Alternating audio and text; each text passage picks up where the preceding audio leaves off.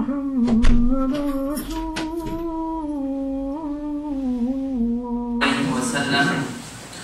le Très-Haut nous dit dans le sens du verset: Allah élève les croyants parmi vous ainsi que les gens de science en degrés. Mes chers frères, mes chères sœurs, les causes de l'élévation et les causes de monter en degrés et de se rapprocher d'Allah subhanahu wa ta'ala sont deux. La première, c'est d'avoir la foi, d'être croyant. Et la seconde, c'est de faire partie des gens de science. Donc quand Allah met la foi dans le cœur de l'être humain, c'est un grand bienfait, c'est le meilleur des bienfaits. En effet, être musulman, être croyant, ça ne s'acquiert pas par son intelligence. Je ne suis pas musulman grâce à mon intelligence, ou bien à ma force, ou à ma puissance, ou bien à ma richesse. Non, c'est Allah qui t'a choisi. Si tu es musulman aujourd'hui et si tu es à la foi, alors c'est qu'Allah t'a choisi, il t'a voulu du bien. Et donc il faut le remercier. Si tu crois en Allah et tu crois en son prophète, alors c'est un grand bienfait. Et il faut remercier Allah subhanahu wa ta'ala pour ce bienfait, car c'est le meilleur des bienfaits. Et c'est la meilleure des miséricordes, le fait d'être croyant. Celui à qui Allah veut du bien, il lui ouvre sa poitrine à l'islam. Et celui qu'Allah lui veut du mal, alors il éloigne de ce bien-là. Alhamdulillah, mes chers frères, mes chères sœurs, quand on est musulman, quand on est croyant, il faut être fier de cela. Être fier de ce bienfait-là. Malgré tous les problèmes que l'on voit dans ce monde, malgré toutes les stigmatisations, il faut porter haut et fort ce message de l'islam. Parce que c'est le meilleur des bienfaits. Et on doit s'accrocher, tenir, continuer dans cette voie, dans cette obéissance d'Allah subhanahu wa ta'ala et dans ce message de paix qu'Allah nous a donné. Parce que Allah nous a choisis. Allah nous dit dans le sens du verset: y a-t-il une meilleure parole, y a-t-il une meilleure chose que d'appeler les gens à Allah, et de faire les bonnes actions et de dire que je suis parmi les musulmans? Y a-t-il une meilleure chose que de transmettre, d'appeler les gens à Allah et de faire des bonnes actions et de dire que je fais partie des musulmans? Donc le premier bienfait et le meilleur des bienfaits que la personne peut acquérir, c'est cette iman, cette foi, c'est le fait de dire la ilaha illallah. C'est la meilleure des choses. La personne qui n'est pas croyante, elle peut être riche, elle peut être puissante, elle peut avoir tout ce monde et tout ce qu'elle contient, mais auprès d'Allah, elle ne vaut rien. Elle ne vaut rien du tout. Donc si Allah vous a permis d'être musulman, alors il faut le remercier, car c'est le meilleur des choses. Même le prophète, alayhi salatu wassalam, dans une de ses invocations, il disait « Alhamdulillah ala ni'matul islam » louange à Allah pour le bienfait de l'islam, et cela me suffit comme bienfait. Donc la première cause d'élévation, la première cause de se rapprocher d'Allah, c'est l'iman, c'est la foi, c'est d'être soumis à Allah subhanahu wa ta'ala. Ensuite, Allah nous dit dans le sens du verset, la deuxième chose, Allah élève aussi les gens de science. Les gens de science. Mes chers frères, mes chères sœurs, chaque année à cette période-là, il y a un moment important que nos enfants ou que certains parmi vous débutent, c'est la rentrée. Chaque année, nous consacrons un ou deux sermons sur ce chemin-là. En effet, l'islam a privilégié la recherche, le savoir. Il l'a privilégié au-delà même d'acquérir des biens et de l'argent. Il est plus important de chercher la science et le savoir que de s'enrichir. Et ça, c'est important même de le transmettre à nos enfants. Il faut motiver nos enfants et les gens autour de nous à la recherche du savoir, pas à la recherche des biens et de l'argent et des richesses. Quand il est enfant, je le motive et je l'encourage à étudier. Et je dépense pour qu'il étudie, je n'hésite pas. Étudie mon enfant, l'argent viendra après. Ne t'inquiète pas, je suis là pour toi. Je vais dépenser pour toi, mais toi, consacre-toi à ton éducation. Consacre-toi à l'étude.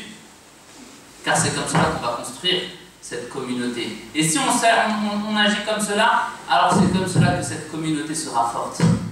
Quand on va motiver et donner la valeur à nos enfants du savoir, de l'apprentissage, de la recherche. Pas de l'argent. Non, de l'apprentissage. Surtout dans ce pays. Aujourd'hui, subhanallah, la personne, elle vaut dans ce pays pour qu'elle réussisse. On regarde ses diplômes. On regarde quel statut social il a. Donc cette communauté, si elle veut être forte de la même façon, on doit motiver nos enfants à étudier, leur donner la valeur des études, leur donner la valeur de la recherche et du savoir. Et de la même façon, c'est de cette façon-là que l'on va être utile à cette umma. On cherche à être utile à cette communauté, à la communauté du prophète, alayhi salatu wassalam. Alors n'hésitez pas à encourager vos enfants à étudier, à dépenser pour eux, pour leurs études. Combien de domaines les musulmans ne sont pas représentés, subhanallah? Combien de domaines dans les médias? Aujourd'hui, on se dit, les musulmans sont critiqués de partout dans les médias. Mais qui sont ces musulmans qui vont les défendre à travers les médias? Encouragez vos enfants à devenir des journalistes, de la même façon. Et donc, de cela dans tous les domaines. Donc, leur faire aimer la science et le savoir.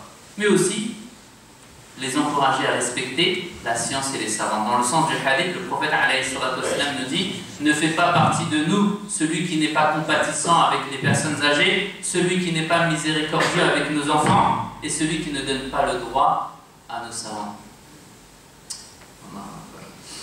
Donc mes chers frères, mes chères sœurs, si on a un message à passer, et aujourd'hui ce message s'adresse aussi aux jeunes, aux étudiants, notamment aux garçons, masha'Allah, les sœurs, les filles, on a l'impression qu'ils ont plus de facilité à étudier. Masha'Allah. On a l'impression qu'on n'a pas besoin ou moins besoin de les encourager à étudier. Elles réussissent, la plupart des filles, masha'Allah, musulmanes, elles réussissent dans pas mal de domaines. Mais les garçons, c'est plus compliqué. Ils sont attirés par les choses, par les jeux vidéo, par la télé, par tout ce qui les empêche d'étudier. Donc, mais les jeunes et les garçons, notamment, investissez-vous dans les études pour réussir et pour être utile pour cette umma. Vous serez utile à vous-même et vous serez utile aux autres. Vous serez utile à l'ensemble de la communauté et vous serez utile même à la société. Donc, en tant que parents, nous ne devons pas hésiter à dépenser pour nos enfants. Mes chers frères, mes chères sœurs, quand une personne va investir pour acheter une maison, peut-être dans 20 ans ou dans 30 ans, elle va la laisser. Mais si elle a investi sur ses enfants, elle a investi sur leurs études, masha'Allah, ça va le suivre toute sa vie. Cet enfant-là sera stable et cet enfant-là sera utile pour les autres. Et tout cela sera grâce à ce père et grâce à cette mère qui aura investi pour ses enfants. Masha'Allah. Tandis que le reste, ça disparaît. La maison, une fois que je pars de ce monde, elle disparaît, elle est partagée entre les héritiers et il ne me reste rien du tout. Donc la rentrée, c'est un moment important et ce n'est pas une chose facile. Quand les enfants rentrent à l'école, c'est l'occasion de leur donner cette valeur, la valeur des études. C'est l'occasion de s'impliquer avec eux et de les suivre. C'est pas uniquement je les rentre à l'école et puis basta, c'est terminé. Non, je cherche à savoir ce qu'ils font. Je les suis dans leurs devoirs et je m'investis avec eux. Et je n'hésite pas à aller rencontrer les professeurs et les enseignants. Je n'hésite pas à m'impliquer dans la vie associative et aussi dans la vie de l'école. Masha'Allah. Combien de musulmans participent aux associations de parents d'élèves? Alors que c'est primordial. Subhanallah. Pour le confort et le bienfait de nos enfants et pour leur réussite, on doit s'impliquer en tant que musulmans et musulmanes dans ces associations de parents d'élèves. Dans chaque école, maternelle, primaire, collège, lycée, il y a des associations de parents d'élèves. Et je m'implique. Je n'hésite pas à rentrer avec eux. Je vais me renseigner pour mes enfants. Et ce sera la cause de la réussite. Grâce à cela, nos enfants vont réussir. Et grâce à cela, les générations futures seront utiles pour cette communauté et seront utiles pour la société. Donc je dois suivre mes enfants.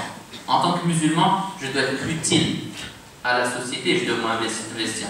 Et si on agit ainsi, masha'Allah, on aura une descendance de garçons et de filles savantes dans le din, dans les sciences de la religion, mais aussi dans les sciences de dunya. En effet, quand Allah dit, Allah élève les gens de science, certains savants disent que ce n'est uniquement que les sciences de la religion.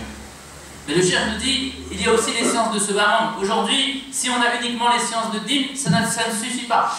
Je ne suis utile que pour moi-même. Mais comment être utile pour les autres? Comment être utile pour les autres? Ce qui est demandé, c'est d'être utile pour soi-même, mais aussi être utile pour les autres. Le prophète, alayhi salatu wassalam, pour conclure, nous dit, le musulman fort est meilleur et plus aimé auprès d'Allah que le musulman, que le croyant. Le croyant fort est meilleur et plus aimé chez Allah que le croyant faible. Et dans les deux, il y a du bien. Quand on pourrait être fort, c'est fort avec sa foi, certes avec son iman, mais c'est fort aussi avec son argent, c'est fort avec son savoir, c'est fort avec les différents domaines. Subhanallah. Ce n'est pas uniquement fort avec sa foi. Certes, ça c'est la première des conditions, mais il y a tout ce qui tourne autour. Subhanallah. Et dans les deux, il y a du bien. Voilà, le prophète nous dit. Même si le croyant est faible, il y a du bien. Donc, il faut s'investir. Et c'est comme cela qu'on va réussir, et c'est comme cela que nos ancêtres ont réussi.